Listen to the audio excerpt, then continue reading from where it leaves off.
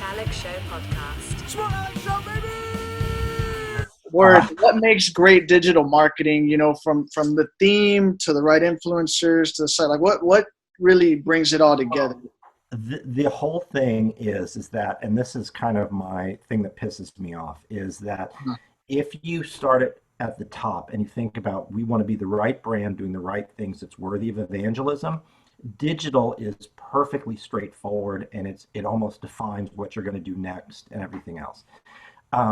What we see a lot is people just diving in to do digital tactics without trying to build the brand. Your brand exists to bring people together and evangelize on something, to solve a problem, right? That jobs to be done thing we talked about in class. Yeah. And I think a lot of brands don't start at that top level. They just kind of go through the motions and they're not trying to be the right brand doing the right things that's worthy of evangelism. And so what you get is random acts of digital that don't seem to tie together. And if the brand's strong enough, if they have enough leverage, they'll be fine, but they never succeed. And they're always spending more effort, time, and money than they should be than a brand like HEB, who does everything seemingly right. And when they don't, they correct it quickly. And so they don't have to spend quite as much. And we all tell everybody about how much we love HEB, how much we love Glossier, how much we love Kendra Scott. They don't have to spend as much, and they get much more of our love and loyalty because of that. And there's about a thousand, 100,000 of those brands out there, but there's also 100,000 of the other kind that are just No doubt. crappy companies.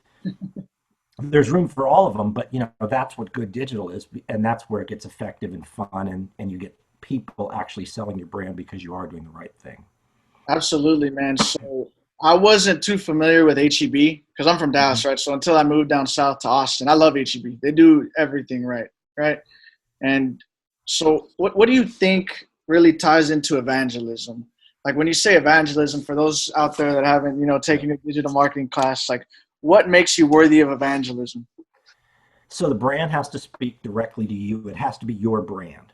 Like, I don't care how many times you show me a Buick or a Lexus, those brands don't represent me personally. And there's nothing you can do to change my mind. I've never seen a Buick or a Lexus and said, oh, I could see myself driving that. Actually, I've seen Buick and Lexus said, I would never want to be caught dead driving that car. And there's nothing wrong with them. Uh, It's just that for whatever reason, their brand persona and my personal persona do not match, right? And with that said, there are thousands, millions of people who love Lexus, would never drive anything but a Lexus, and that brand persona meets with them and they evangelize them. And so I think that's what it is, that how are you putting all of this together so that it feels like an extension of me? Now, I happen to drive, Volvos, and I have a Ford Mustang, Shelby, and those brands represent me. And so I evangelize for them, and for whatever reason they do, but I'm not a Corvette guy. And if you're a car person at all, and I think you are, that's really what it comes down to, is those people will always buy that stuff. And it goes across everything. There are women who call themselves Tide gals. Not my term, their term. I'm a Tide gal. I'm a Tide girl. And, these are 40, 50-year-old women. I'm like, what do you mean by that? And they're like, if my husband comes home with anything but Tide, he's doing his own laundry. That is a quote from somebody I've talked to when I did research on Tide. And so Tide, for whatever reason, it's not a bedroom detergent. uh, It just, Tide represents them and it feels like what they want, and it's consistent and it's true and it's never let them down. And so they're going to tell everybody it's Tide or nothing. And that's what evangelism gets you, is that they push the product even when not even asked. I mean, I know these people are Tide gals because they've told me, yeah. just because I might have mentioned something about detergent and they're like, stop, it's Tide or nothing.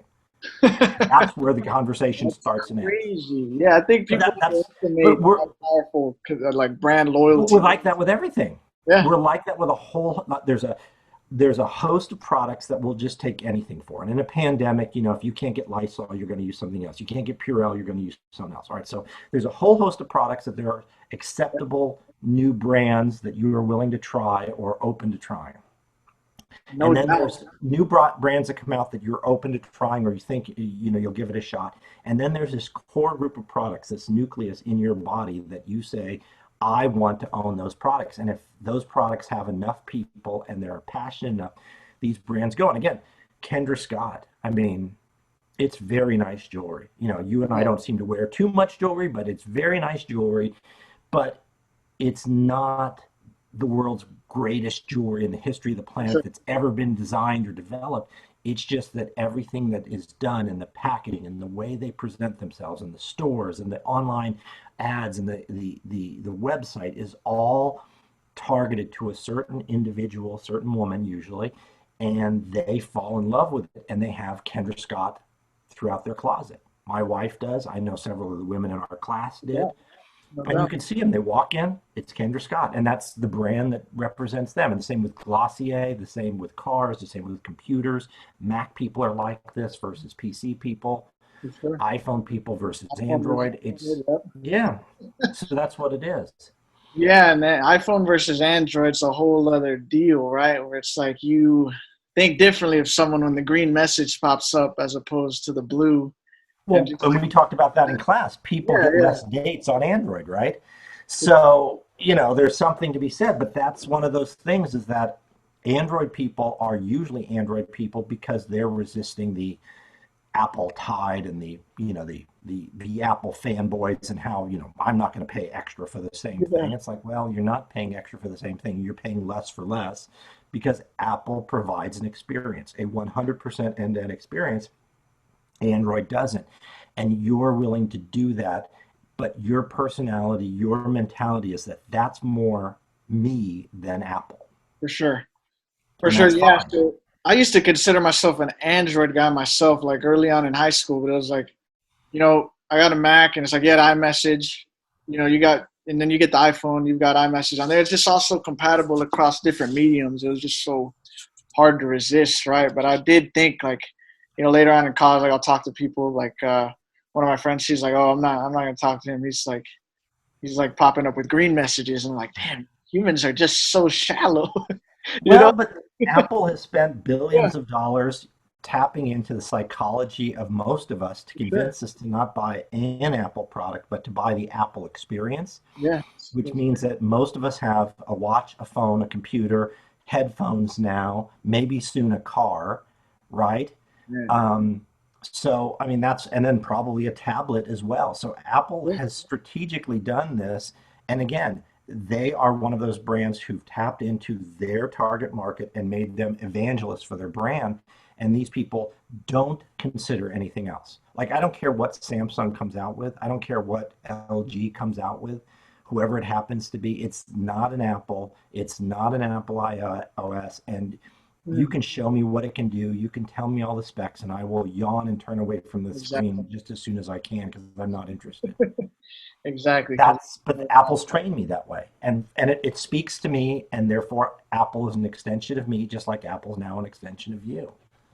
And that's what digital gets you. Good digital. yeah, no doubt. Yeah, when I think of Apple, I just think of one of those brands like just fierce loyalty, and they've tapped into the psychology of everyone in terms of just getting them hooked on the product. And when I think of like just powerful brands, like to me, like what comes to mind is like Nike and Yeah. Apple. Those are two of the biggest ones because like they don't market their products, they market the ideology behind it. Like Apple being different, being a genius, Nike being victorious, being this allure of greatness, as opposed to just marketing the phone or marketing, some shoes, some cleats. Right. Don't be such a smart aleck.